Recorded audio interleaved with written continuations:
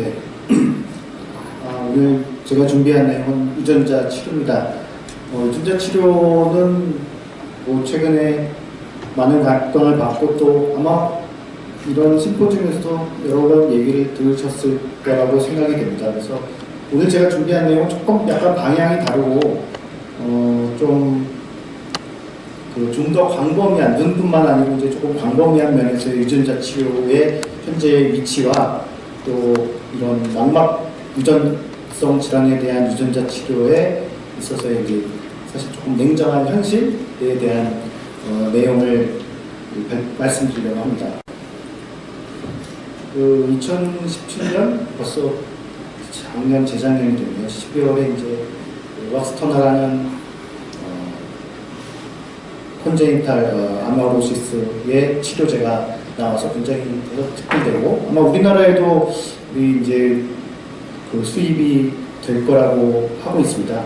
그래서 그동안 이제 외과나 이분들이 계속 학회에서 동물 실험 성공한 얘기, 임상 시험 성공한 얘기 들었는데 설마 했는데 진짜 약이 나왔더라고요.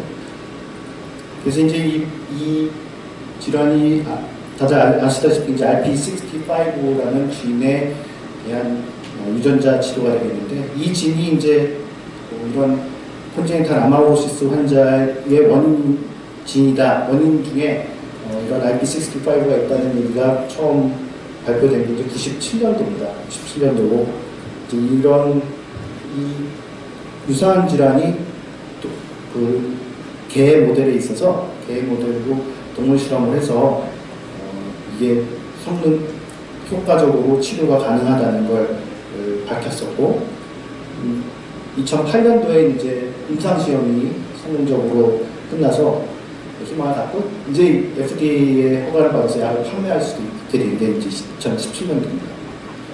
그래서 요즘에 저는 유튜브 많이 보는데요. 유튜브로 이제 이 진서라피 검색해 보시면 이 맥과이어하고 이 베넷 부부가 유전자 치료를 개발하는 그 과정이 쭉 나와 있는 동영상이 있습니다. 그러니까 지금 이분들 사진은 아마 한 2008년도 요 임상시험 할 때쯤일 것 같고요.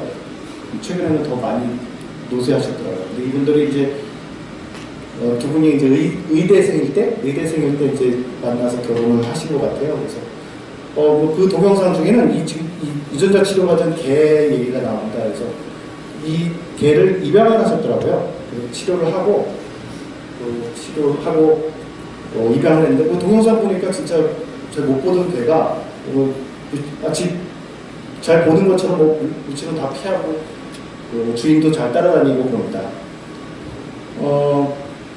그래서 이제 이런 약을 하나 개발하고 시판될 때까지 정말 길고 긴 시간인데 이제 97년도에 제가 의대 졸업을 했습니다. 제 보면 그리고 이제 2001년도가 제가 전공이 4년차 때였고 2008년이 조 교수 2년차 때였습니다. 그리고 이제 2017년도 약이 나올 때까지가 이제 제가 교수하고 한 1년 정도 지났었거든요. 그래서 제가 지금부터 약을 준비하면 아마 제가 은퇴하기 전까지 약이 나오기 힘들 것 같아요.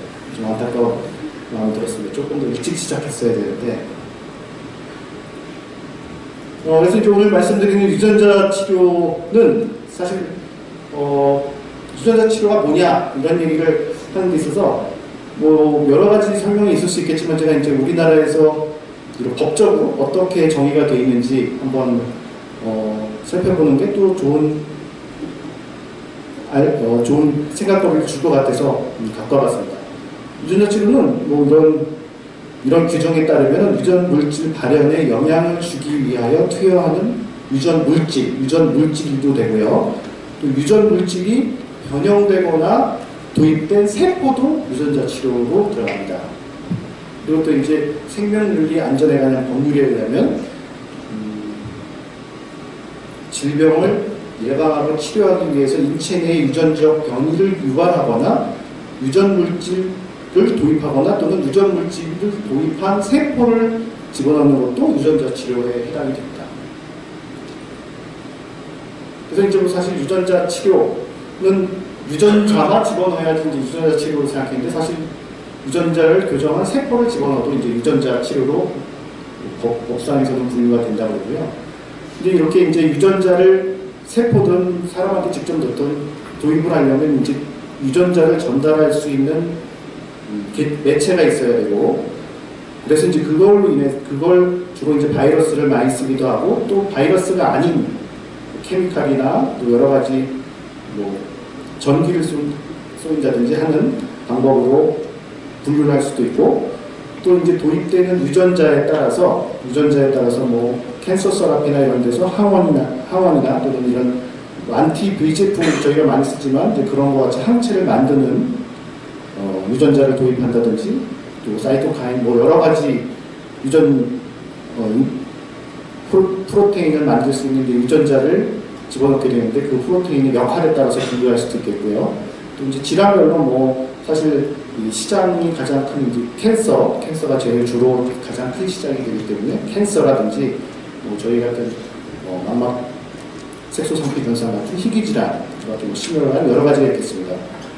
사실 그래서 생각보다는 저희가 생각한 것보다 유전자 치료라는 게 범위가 굉장히 넓다고 볼 수가 있는데, 이제 정통 유전자 치료? 정통이라고 말하기는 그렇죠. 어쨌든 우리가 생각하는 정통적인 유전자 치료라고 한다고 하면 이런 바이러스 같은 유전자를 집어넣을 수 있는 매체를 통해서 유전 이상이 있는 사람에게 유전자를 교정하는 이런 질환이 되겠고, 이런 치료가 이제 정통학적인 유전자 치료를, 아주 좁은 의미의 유전자 치료를 말하는 게 되겠습니다.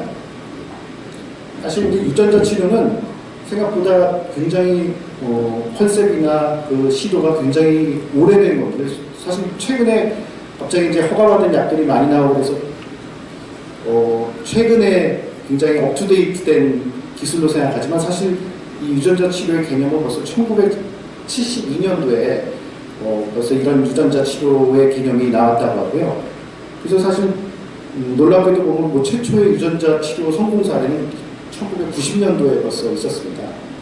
근데 다만 이렇게 또 최근에 약 허가가 되고 하는데 좀 늦어진데, 또 영향이 있었던 것 중에 하나는 이제 99년도에 제시 제싱어라는 환자가 유전자 치료를 받다가 이제 사망하는 일이 발생을 했었고, 그것으로 인해서 이제 상당 기간은 유전자 치료에 암흑기가 왔었던 거죠. 그래서 그동안은 그동안 진행이 되지 못했고, 여기 보시면 벌써 중국에서는 2003년도에 벌써 유전자 치료가 허가를 받았습니다.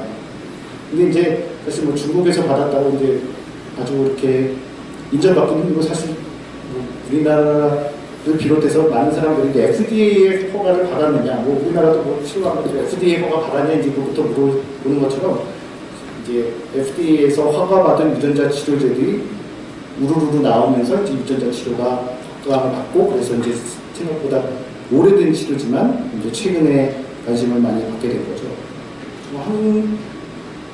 하나하나 다 설명드릴 수는 없지만 아마 기억하시기에도 2012년도에 한동안 한참 뭐 뉴스에 떴었습니다. 그 유럽에서 승인받은 글리베라라는 유전자 치료제. 사실 그때는 비싼 걸로 굉장히 관심을 많이 받았죠. 13억인가 그랬죠. 한 번 치료가 13억 정도 됐었는데, 결국은 이게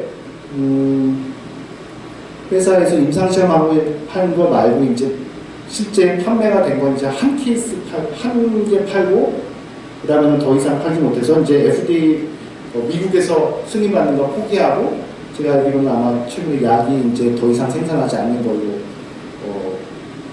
그 약을 접었다고 들었습니다. 2015년도에 이제 항암 치료제 멜라노마 치료를 하는 유전자 치료가 이제 FDA에서 최초로 허가를 받았는데, 이게 이제 그래도 의미가 있는 것은 1999년도에 유전자 치료 중에 이제 사망한 케이스 때문에 굉장히 유전자 치료에 대한 암흑기였다가 이제 그래도 유전자 치료에 대한 가능성을 보여준 치료라고 그 개념이라고 할 수 있겠고요. 다시 이제 유럽에서 그 이후로는 또 치료받은 약제가 나왔고, 최근에 저희 때 이제 이런 럭스타나 같이 눈에 치료하는 약이 나왔을 때 거의 그 전에 요즘에도 뉴스에도 많이 나고 많은 관심을 받았던 이제 면역 항암 치료, 유전자 치료가 이제 나와서 사실 이것 때문에 약간 그 럭스터나가 김이 빠진 게 있었죠. 근데 그래서 이 2017년도는 아마 이제 이런 역사상에서도 좀 기록이 될 만할 정도로 굉장히 유전자 치료와 획기적인 유전자 치료가 한꺼번에 이제 허가를 받은 해가 되겠습니다.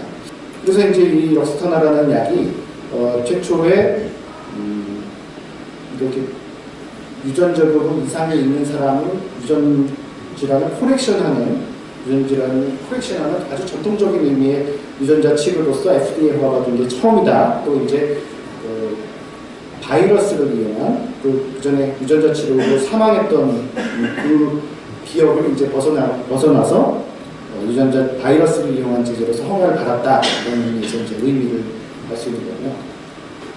지금 보시면 굉장히 이제 유전자 치료제들 특히 망막 분야만 해도 유전자 치료 임상 시험들이 굉장히 많습니다. 근데 아까 김윤정 교수님도 보여주셨지만 이 망막 질환은 너무나 많은 유전자들이 있죠. 근데 뭐 굉장히 다양한 시도들이 되고 있지만 보시면 이 코로이데레미아라는 그 질환에 이렇게 여러 회사들이 달겨들고 있고 또 이번에 럭스터나라는 약이 나왔는데도 또 그 여러 회사들에서 또 다른 회사들에서 또 유전자 치료를 개발하겠다고 임상 시험에 들어가 있습니다. 이런 식으로 사실 더 많은 질환들이 있는데 그런 질환들을 더 하진 않고 되게 이미 약제들이 나와 있거나 연구들이 많이 돼 있는데 또 뛰어드는 양상을 많이 보이고 있습니다.